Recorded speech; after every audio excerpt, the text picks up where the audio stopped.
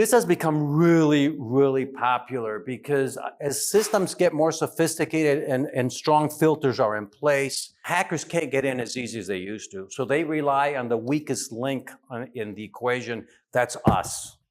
We've all been vulnerable. I've been vulnerable. I've responded to all kinds of phishing attacks.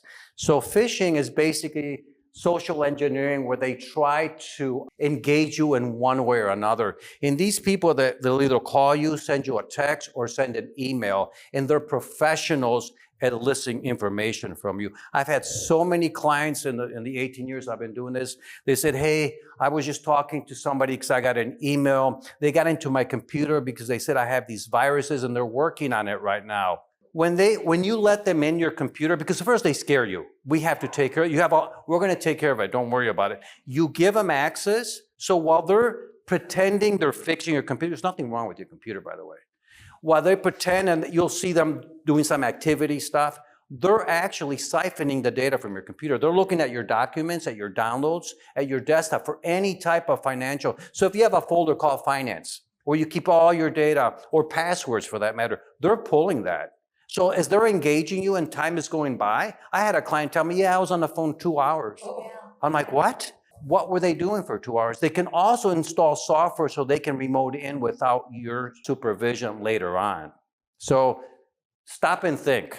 Really important for that. Emails, check the sender. Who is it coming from? So let's say, for example, if it says this is a bill from PayPal and you look at the address and it says PayPal, if you actually click on it, it's going to reveal where it's coming from. I got this just a couple weeks ago. It's a PayPal bill because I bought Bitcoin. Obviously, I never bought Bitcoin, but they told me I did, and it's $455. The important thing is urgency. They say you have 24 hours to respond.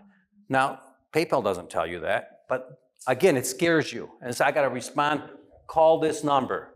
They want to engage you. So never, ever call the number. The address is supposed to be paypal.com. When I clicked on the address, Christina Mendoza at Yahoo. That's not PayPal. So I knew this was bogus. Improper English. If you read it, their grammar is pathetic. So most of these are from overseas. Sometimes they try to be overly polite. That one's not a good example, but I have some saying, God bless you, have a blessed day. PayPal is not going to tell you that. They don't care. They just want your money, you know? So that's a red flag. Here's a legitimate bill from PayPal. There's no urgency, you know, there's no improper English. They just want my money.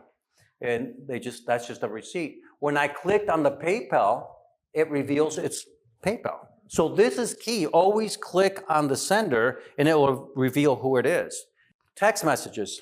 They're so professional. The way they send them, they're very benign. All they want to do is engage with you. This one says, I hope you're treated kindly. So what do you do as a nice person? You respond and say, I'm sorry, you have the wrong number. Wrong. Because now they got you. They know you're a working phone number. Now you made a database. Again, they're designed for social engagement. And I'll tell you, these people are professionals. And it's not necessarily one individual. It could be a company that has a room like this, and they're all making phone calls. So they're extorting hundreds of millions of dollars. So it's not just some person in whatever country. It could be a company doing that.